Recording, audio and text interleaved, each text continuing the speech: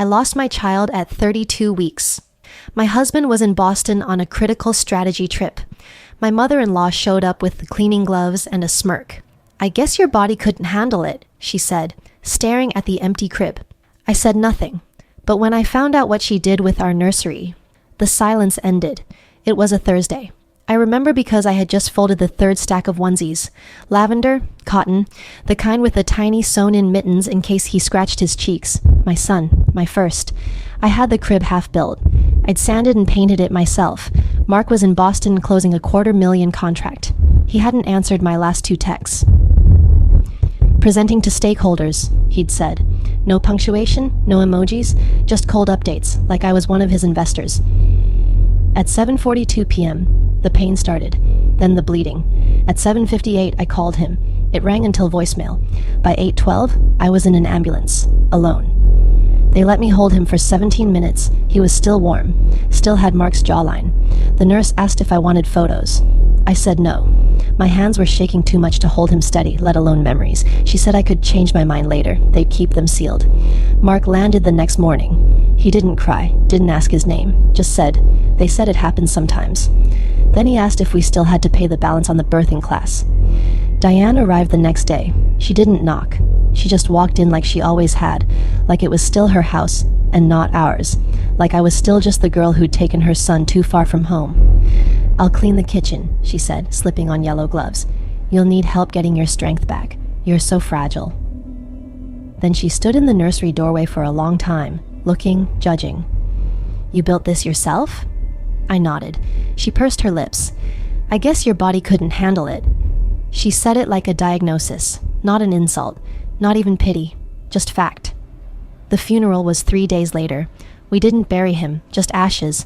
A cedar box no bigger than a shoebox. Mark forgot to bring flowers. Diane brought gluten-free cookies. In case anyone's sugar sensitive. When the family arrived, no one mentioned his name, not once. I heard Mark's aunt whisper, "They'll try again soon. She's still young." Diane was louder. "This wasn't a baby, not really. More like a loss of potential." I sat in the back corner, silent, folding and unfolding a receipt in my palm. It was from the hospital. Room charges, meds, $11,382.17. I paid it from our joint account. Mark never mentioned it. The next week I opened the nursery door. It was empty, everything gone. The crib I built, the elephant mobile I ordered, the framed ultrasound. At first I thought Mark had cleared it. Then I checked Instagram. Photo. My sister-in-law's baby shower. Caption. "So grateful to Diane for the gorgeous hand-me-downs. Can't believe how perfect this nursery looks already." My crib. My baby's sheets.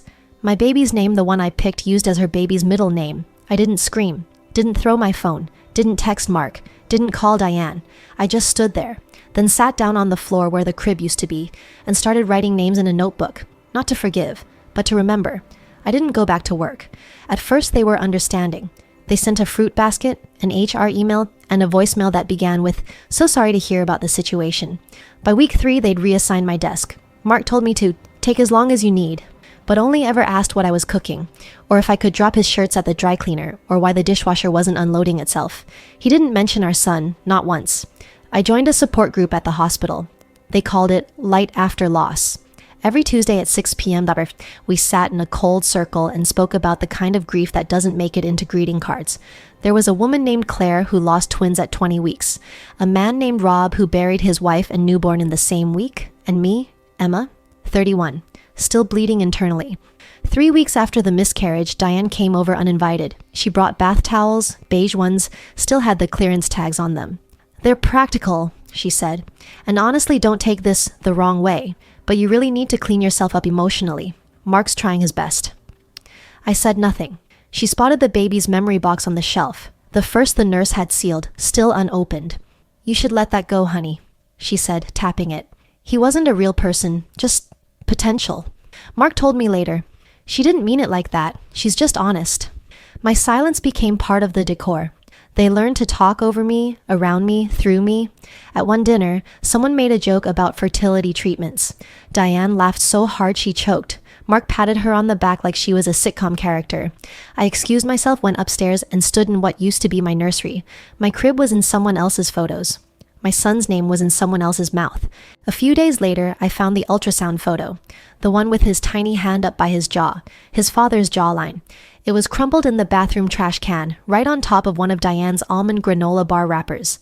The group chat for the family lit up in late spring. Sills due any day. Baby shower recap video. Countdown to the real grandchild begins. That was the exact text from Diane. She sent it to 14 people, including me. When Esiel finally gave birth, they had a party. A full party. Catered. Champagne. Balloons. Mark wore a shirt that said, "World's favorite uncle." Diane had a corsage that read, "Proud Grandma." The same corsage I had designed months ago for my own shower that never happened. The baby's middle name? Asher. The one I had picked. Mark said it was a coincidence. I said nothing. But when he got home that night, his pillow was on the couch, and the guest room door was closed. At the next group meeting, Claire asked me if I wanted to share anything. I just said, "My son would have been 6 weeks old today." She nodded. No one else said a word, but the woman next to me reached over and quietly put her hand on my knee. It was the first time in a month anyone had touched me out of kindness. I tried showing up to a family dinner once. Mark asked me to come, said it'd look weird if I didn't. I wore all black, didn't speak unless spoken to, brought a homemade pie. No one touched it. They sat me at the end of the table, next to the children's corner. Diane said to someone across the table, "She doesn't eat much now. Probably the stress. Still, the figure's coming back." I looked at her. She winked, as if we shared a joke. On the way home, Mark asked, "Are you going to keep punishing everyone for your grief?" I didn't reply. I just started cleaning out the bedroom. Quietly, one drawer at a time, not throwing things out, just taking notes. That night, I opened the hospital box. Inside, his hat, his bracelet, and a card with his name. I stared at it for 3 hours. Then I put it back, sealed it, and placed it into a fireproof lockbox. Not because I was ready to move on, but because they didn't deserve to destroy one more thing. It started with a baby monitor notification, not mine. It was an accidental push notification as Sil had synced hers with the old app I used months ago. She never disconnected it. I guess she never thought she had to. At 2:13 a.m., the alert pinged. Motion detected, sound detected. Room. Nursery. But it wasn't my nursery anymore. I watched the feed for 37 seconds. Crib. Mobile. The elephant mobile I bought. The one with the silver stars that glowed in the dark. Her baby was cooing under it, wrapped in my son's blanket. The one with his name embroidered on the corner. Asher. I stared until the screen dimmed, then turned it off. Didn't cry, didn't throw anything. I just opened my closet and pulled out a binder I hadn't touched in months. It was labeled Documents. 2 days later, I told Mark I was going to drop off soup at his sister's house. He didn't look up from his laptop. Sure. I packed nothing. No food, no gifts, just a manila envelope, and my silence. Diane answered the door. "Oh, Emma," she said, already turning away. "Come in, I guess."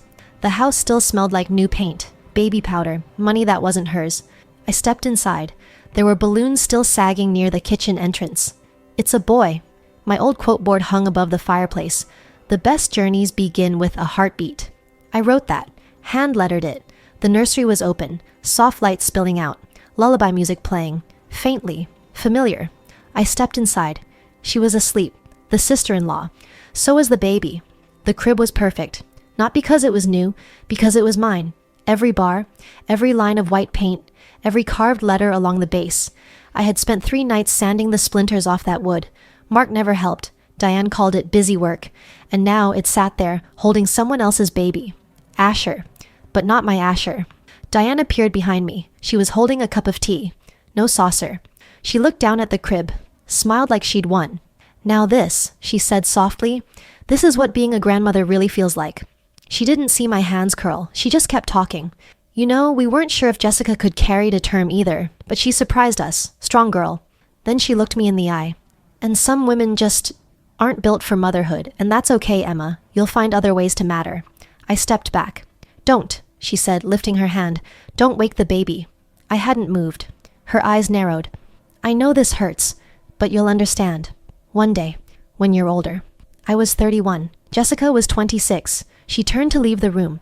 I stood alone again, in my own design, my stolen sanctuary. And for the first time, I didn't feel grief. I felt calm. I walked to the dresser, opened the drawer.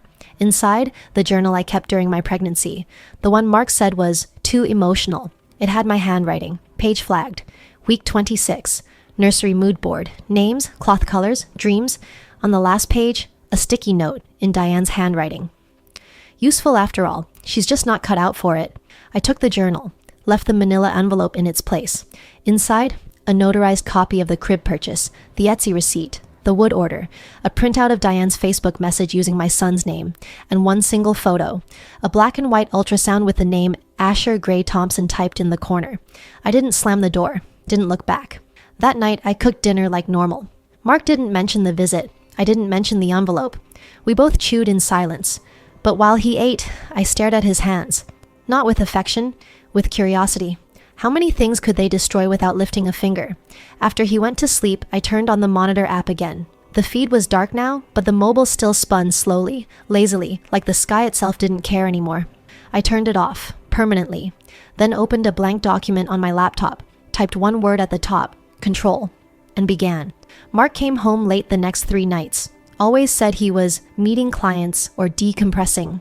He never looked me in the eye, didn't notice the missing photos, didn't ask why I stopped signing the grocery list. I nodded, smiled, and took notes.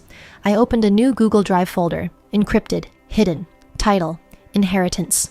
Subfolders, Diane, audio, Mark, statements, SEL, stolen assets, crib receipts, timeline of death. Every day, I added something. Emails, screenshots, recorded voicemails, snippets of Facebook posts with Asher's name in them. I didn't need their apology. I just needed the record. On Monday, I met with a notary. I moved the remaining funds from our joint account into a private trust under my birth name. I didn't ask for permission, didn't tell Mark, didn't blink. The lawyer called it asset preservation. I called it insurance. I started therapy again, not for healing, for documentation.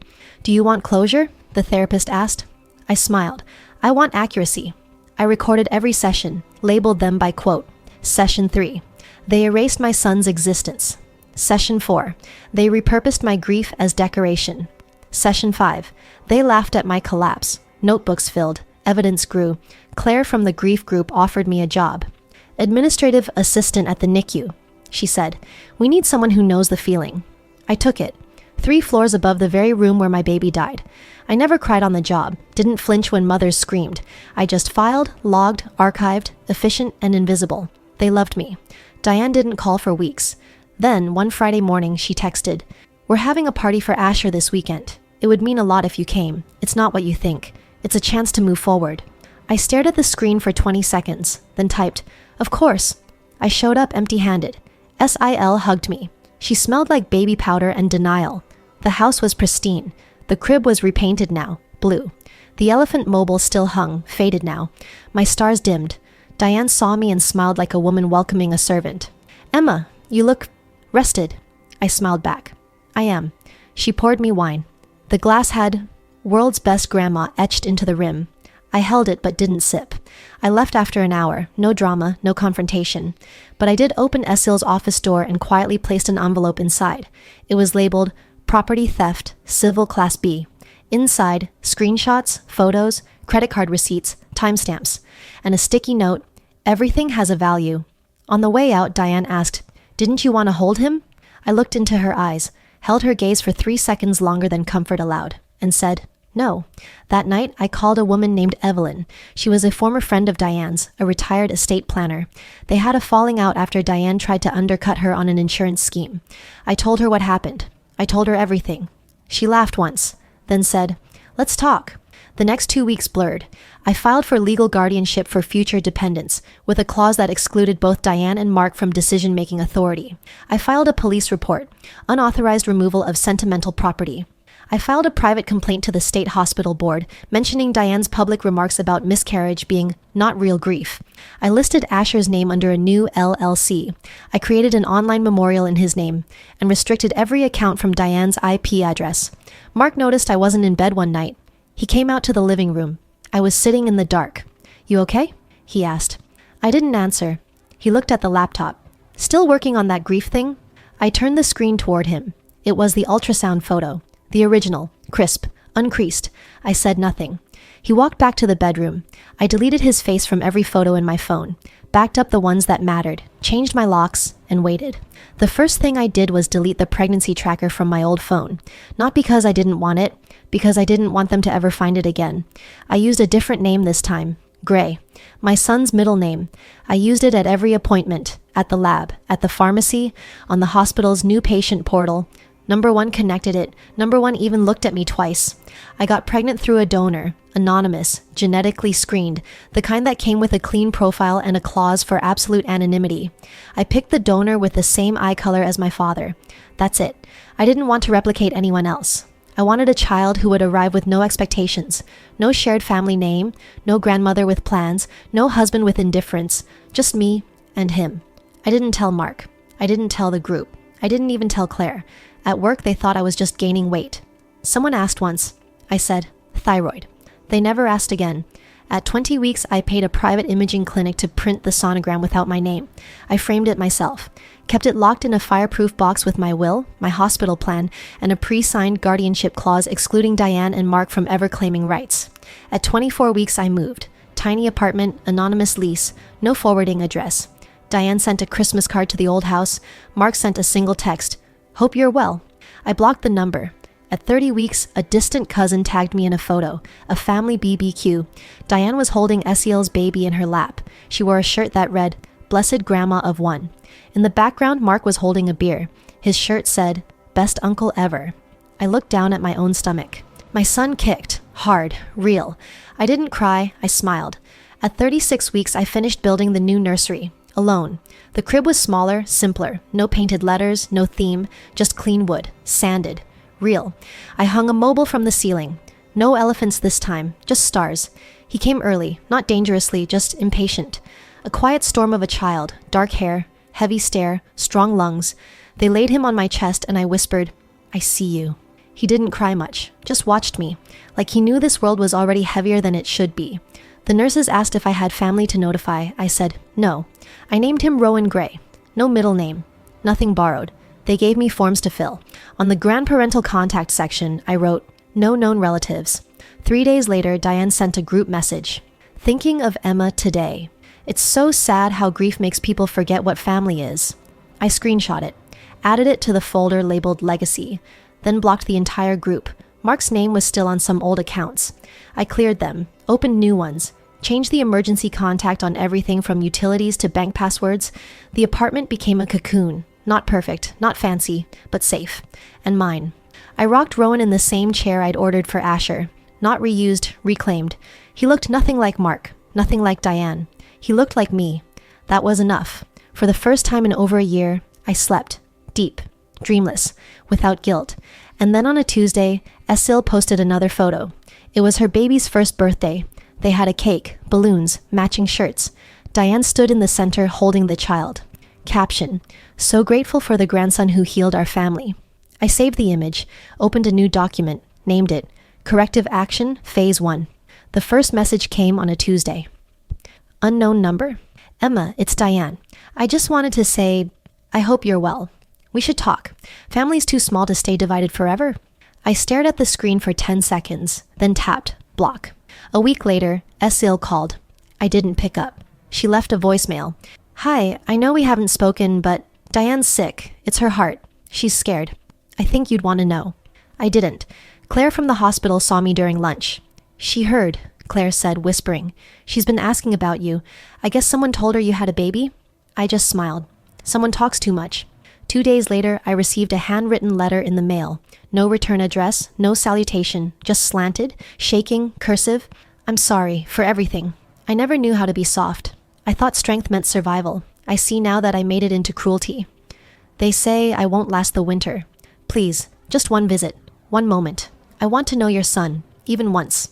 I folded the letter, slid it into an envelope marked Archive, Attempts, filed it away. Didn't reply. Rowan turned one. He'd started saying short sounds. Ma, ba, but never ma or da. Just fragments, half-formed, honest. We had a cupcake in the apartment. 1 candle. No guests. He smashed the icing with both hands and smiled like it was enough. It was. The next week, I got a call from the hospital. The voice on the line was clipped, awkward. Ms. Gray, you're listed as a secondary emergency contact for Diane Thompson. She's been admitted. I I said nothing. The nurse added, "She requested you by name, several times." I waited 3 seconds, then said, "She doesn't know me." Click. SIL left flowers outside my apartment door. White roses. A note. "She's dying. Don't do this to her." I left the roses on the welcome mat until they wilted, then dumped them down the trash chute. Rowan watched. Didn't ask. Didn't need to. Mark messaged me the next morning. New number. New plea. "We were terrible to you. I know that. I didn't know how to be better. I can't undo what happened, but she's still my mother, and he's still your son. Doesn't he deserve a grandmother?" I typed back. She had a grandchild. She just didn't want him. Then deleted it.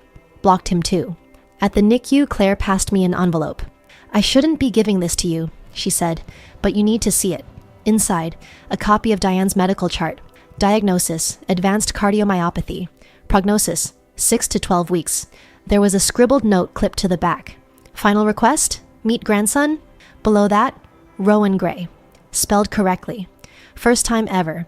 I bought a blanket, blue, simple, no initials, Rowan's favorite. Wrapped it in brown paper, wrote nothing, no name, no return. Dropped it off at the hospital front desk. The nurse looked confused. "Should I say who?" "No," I said. "She'll know." That night I got a message from SEL. No words, just a photo. Diane holding the blanket, tears running down her face. No baby, just the cloth. Rowan crawled into my lap while I was staring at it. Looked at the screen, pointed at the blanket. "Mine," he said softly. I kissed the top of his head. "Yes, and only yours." 2 days later, another letter came. Sloppier handwriting. Trembling. "I never held him. I never even looked. That's my punishment, isn't it? You win. I was wrong. I was cruel. I was unforgivable. But I loved Mark, and I thought I was protecting him. Now I'm just dying alone. Please let me meet him." I folded the letter, tore it in half. Then again, burned it over the sink. On Rowan's 14-month birthday, I got a voicemail. Diane's voice, cracked, weak, trying to sound human. I know I don't deserve anything, but if he asks about me one day, just tell him I wanted to know him. Please. I wanted to know the boy who lived. I saved the recording, but never played it twice. Later that month, Claire found me in the break room. "Did you hear?" she asked softly. I didn't look up. "She passed away this morning. Cardiac arrest. No resuscitation requested." I nodded. "Was it peaceful?" I asked. Claire shrugged. "Don't know. She was alone." At the funeral, they posted a photo montage. Every family member, every celebration. One slide had SIL holding her baby. One had Diane in a garden. One had Mark, back when he still had a wife. None showed me. None showed Rowan. They left our names off the eulogy, which was fine. We'd already erased hers. The hospice called 3 days before Diane died. "We know there's been tension," the nurse said gently, "but she keeps asking." I asked for the room number. Didn't ask how she was doing. Didn't care. I left Rowan with Claire. No explanations, just instructions. He doesn't nap with lights on. Never play nursery rhymes. He prefers silence. Claire nodded. Like his mother. The hospice was 2 floors above the unit where my son had died. Different walls, same hospital. Diane's door was open. The lights dimmed to a dull amber glow. She was lying propped up. Oxygen tubes, trembling hands, her skin waxy and loose. She looked small, human, less like the woman who'd weaponized grief, and more like the shell of one who'd finally felt it. She turned her head slowly when I walked in. Her eyes fluttered. For a moment she didn't speak. Then, "Emma." Her voice rasped like an apology trapped in gravel. "I wasn't sure you'd come." I nodded once, said nothing. "I don't expect anything," she whispered. I needed to see you, hear you." I walked to the foot of her bed, sat in the chair, crossed my legs, set a small envelope on the tray table beside her. She looked at it, then at me. "What is that?" I didn't answer. She reached for it with shaking fingers. Opened it. Inside, a photo of Rowan, taken last week. A copy of a letter she wrote to SIL, in which she called me a defective mother. A single quote, typed in bold, beneath it. "Some women just aren't built to be mothers. D. Thompson." She stared. Tears welled. I didn't mean it. I leaned forward slightly. "You meant it enough to give away his crib before I was done bleeding." She gasped as if the words physically hit her. "I didn't know." I cut her off with a slight tilt of my head. "You did." She reached for the photo of Rowan. I took it back before her fingers touched it. "No." Her hand hovered in the air, then slowly retreated. "You brought him?" she whispered. "No." Her lips trembled. Her eyes flicked toward the door. Not even for a moment? No. She swallowed hard. But he's mine. He's blood. I stood. Your blood rejected him the moment it decided to rewrite his brother's memory. She sobbed once. Not dramatically. Not performatively. Just the sound of a woman realizing no one's coming. I loved my son, she said. So did I. You're punishing me. Number. You're dying alone. That's not punishment. That's just the end of your math. She reached again. For the photo. For me. For anything. I stepped back. You will never touch him. Her voice cracked. I won't even ask again. I nodded. Good. I left the envelope. Not as a gift, as evidence. As I turned to go, she whispered, "What will you tell him about me?" I paused, then said, "Nothing." And I walked out. The next day, they called to say she'd passed during the night. Mark texted once. She mentioned your visit before she went. Said she finally understood. I deleted the message. Didn't reply. Claire handed Rowan back that evening. He'd fallen asleep on her chest. She smiled. He was perfect. He is, I said, but she'll never know. I sat with him in the nursery. Soft light, no music, just silence. He opened his eyes for a moment, looked at me, then closed them again. I held him until dawn. The obituary ran in the paper 3 days after Diane died. It called her a devoted mother, proud grandmother, and pillar of strength in the Thompson family legacy. There were 2 photos, one from her wedding day, one of her holding Esiel's child, with the caption, "Her first and only grandchild." I didn't correct it, didn't leave a comment, didn't send flowers. At the wake, Mark stood at the front like a wind-up soldier. Sael cried like a eulogy could change blood memory. The priest read from a script. I didn't attend, but I watched the live stream, on mute, with Rowan in my lap. The day after the burial, a box arrived at my door. No note, no name.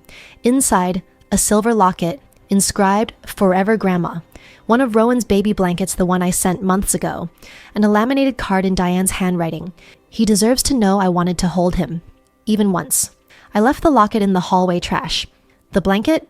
I washed it twice, folded it, placed it back in Rowan's drawer. Mine now. Siel emailed next. We all miss her. We're broken. It would mean so much to bring the family back together, especially for the boys.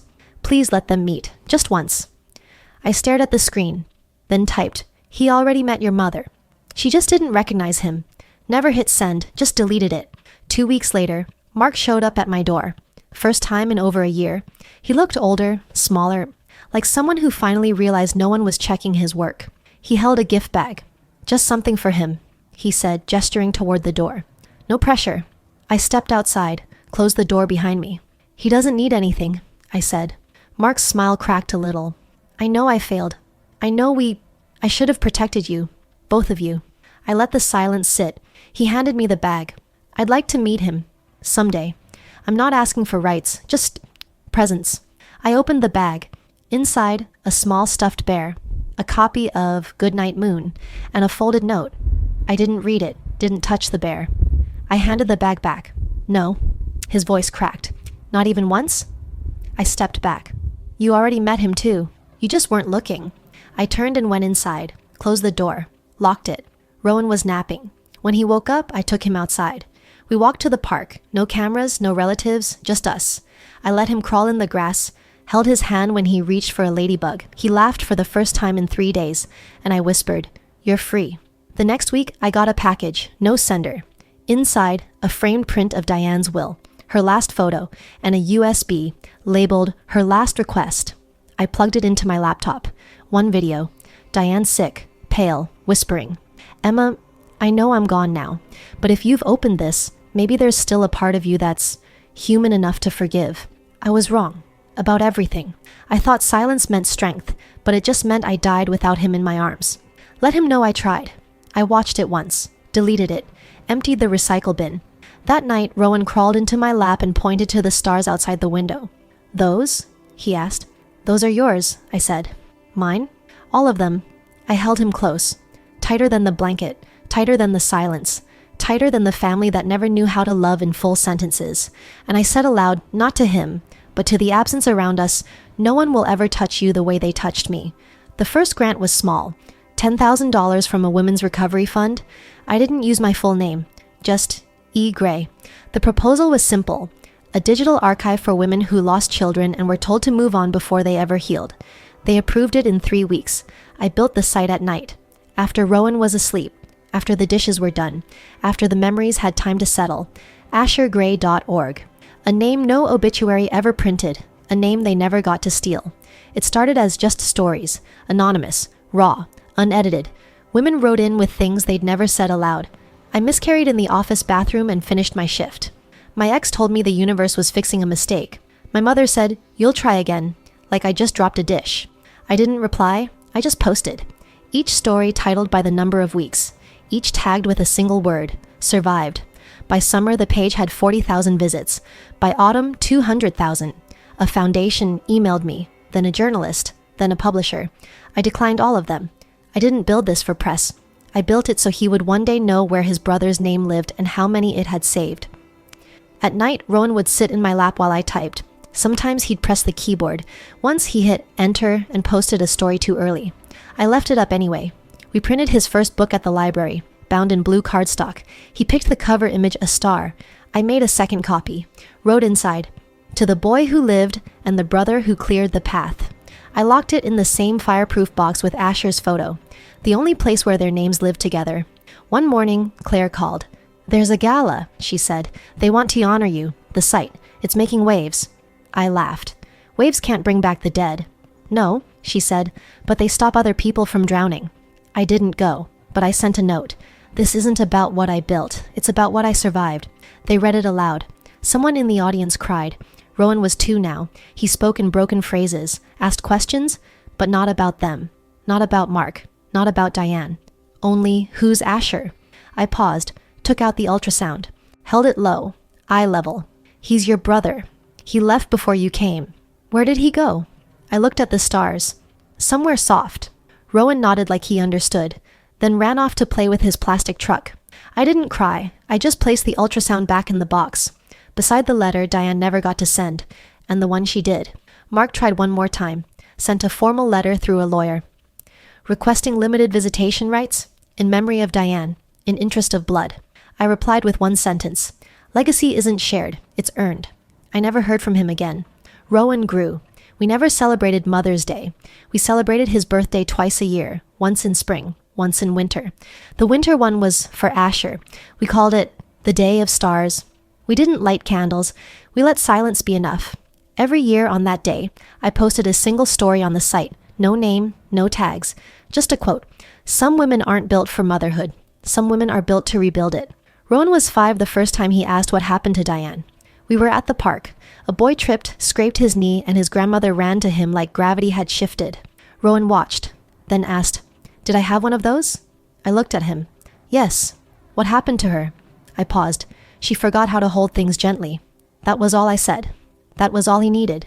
He nodded and went back to climbing the monkey bars. He never asked again. That fall, he brought home a drawing from school. 2 stars, one big, one small, a blue line connecting them. His teacher said he called it the brother string. That night, I opened the fireproof box, took out the ultrasound, Asher's hospital bracelet, a photo of the stars over our old apartment. I placed the drawing inside, then closed it. One final time. The website kept growing. By now, over 1 million stories had been submitted. Women from places I'd never visit. Languages I couldn't read. Pain that no one else had room for except here. I stopped posting under my name. I didn't need to be seen. I just needed the world to remember him. One day I got a letter in the mail. Handwritten.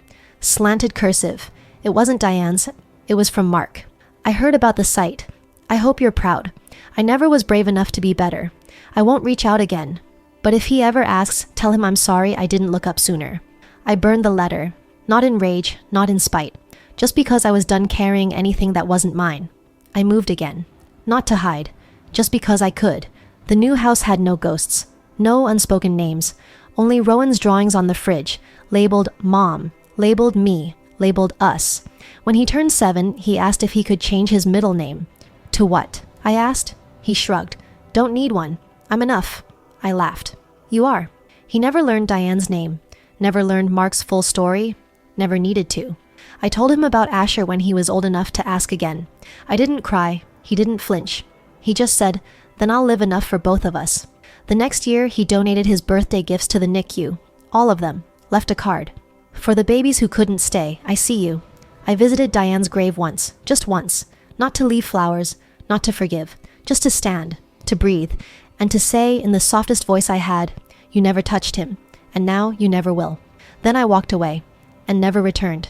The night Rowan graduated high school, we sat on the roof. No party, no loud celebration, just us. 2 mugs of tea, a blanket, and the stars. He pointed up. "Which one is him?" I smiled. "All of them. That's the thing about stars, they don't ask for recognition. They just shine, even after they're gone." He leaned against my shoulder. "I'll remember him, even if no one else does." I nodded. "You're the only one who ever had to." The wind moved around us like the world had finally stopped holding its breath, and for the first time in years I didn't need to say anything at all. That's all for this story. I'll be back with another one. If you haven't already, please consider subscribing to the channel. It motivates me to create more content like this.